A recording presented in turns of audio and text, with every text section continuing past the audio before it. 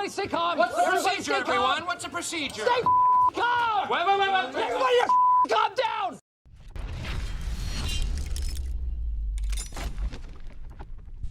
How are they okay with this?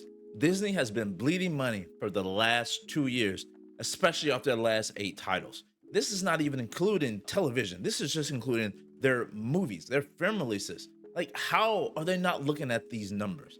This has got to be the definition of insanity. And we all know that is when you're doing the same thing over and over, expecting a different result every time. And Marvel, Disney, Lucasfilm, they have been doing the same thing over and over for the last couple years, and they're still getting the same results. The box office returns, crappy reviews at the end of the day. Now you have your Rotten Tomatoes, you have the critic score, and you have the audience score. In my opinion, the audience score is still what matters. Yes, you have people who get paid to do what they do, who like and may dislike some things, but the people who are spending their hard-earned money to give their review on these things, who are actually coming out of their pocket, going to the theaters, contributing to the box office sales, giving their opinion, those are the ones that really matter. And look at these reviews, look at these Rotten Tomatoes scores, and the latest outing has been Disney Marvel's Secret Invasion with an absolute terrible finale, and the show overall with a 56% critic score and a 59 audience score. The show is equally disliked by both critics and the audience, but that's not all. Marvel has been estimated to lose over $900 million on their last 8 studio releases. Now, these releases would include Lightyear, Thor: Love and Thunder, Strange World, Black Panther: Wakanda Forever, Ant-Man and the Wasp: Quantumania, The Little Mermaid, and The Elemental, or just Elemental. Disney is just flushing money right down the toilet. And you can't keep looking at this and think it's okay. Even as an audience member, I hate to see people lose money. I hate to see people just flush it down the toilet, burn it, throw it away. Audiences deserve to be entertained for their hard-earned money, right? They don't deserve to be lectured to. You can tell a story and have a message, but you don't have to lecture. You don't have to belligerently batter them over the head with a particular ideology or a particular political view. People just want to be entertained. And let's just be honest here, Disney, Marvel, Lucasfilm, those big 3 in that particular company have not been very entertaining lately at all. It's just ridiculous how these films, these TV shows, how bad they have gotten over the years. And there's nobody to blame but the Disney, Marvel, and Lucas heads of these particular aspects of Disney. Looking at some of these ratings, let's just go through and look at some of the Rotten Tomato scores of the past few things that Disney, Marvel, all these guys have put out. Let's get into it. Now, you got the top ranked Marvel TV shows in order from, I guess, greatest to least. We're gonna look at the TV shows, and then we're gonna look at the movies. So starting out, Miss Marvel came out in 2022, 98% critic score. Let's see what the audience score, 80%. So not bad at all. They kind of agreed a little bit with each other. Now, Miss Marvel, myself, I didn't really watch it because I felt like it wasn't geared for me as an adult male. So it wasn't my style of viewing pleasure. So I'm sure people enjoyed it. I'm sure kids enjoyed it. I'm sure it was definitely a teenage driven crowd that they were going for. So you got that.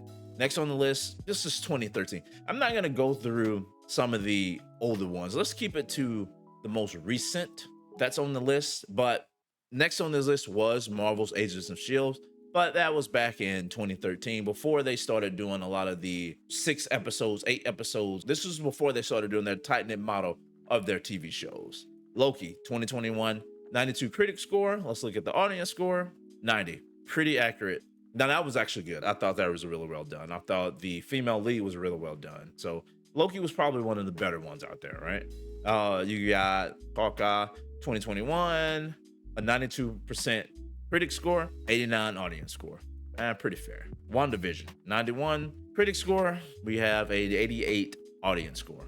Pretty standard. So if you look, 2020, 21, It's kind of where everything was still settled in, still dialed in slightly.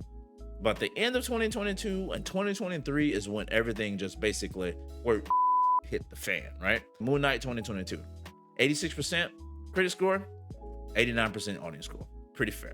Falcon, Winter and Soldier 2021, last one probably for 2021 that was actually pretty good. 84, 82. 84 critic score, 82 audience score.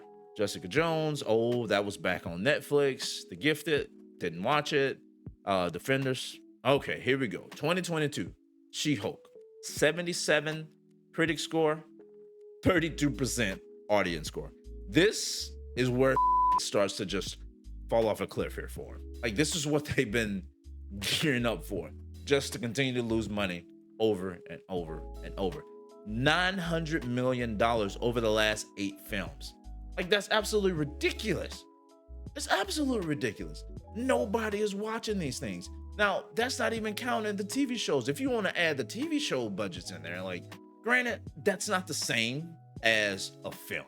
You know, with the streaming services, they already got your money, so that's a little bit different. But still, like, it's turning people off from Marvel and Disney and Lucasfilm in general. Even when they're putting out bad streaming stuff, people were less likely to go to the movies. People are less likely to keep Disney Plus. I just don't understand. I don't understand how this is something that they are okay with. Like, do they not look at their analytics? Hell, I'm a small YouTube channel. I look at that every single day. So you know this billion-dollar company has to be. But yet, they're still doing the same thing over and over and over.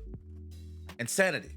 What else can I say about it? It's just, this is pure insanity. Now, I don't know what the writer's strike is gonna do for them going forward, but at least right now, we probably won't be getting some of these terrible TV shows and movies, right? You know, I feel like we probably will get some things throughout the remainder of the year, maybe the front portion of 2024. But unless this thing gets wrapped up pretty soon, it's gonna carry on, and we're probably gonna be like mid-year of 2024, and it's gonna be just terrible, just as far as like new things coming out, because there's not gonna be any new things, right?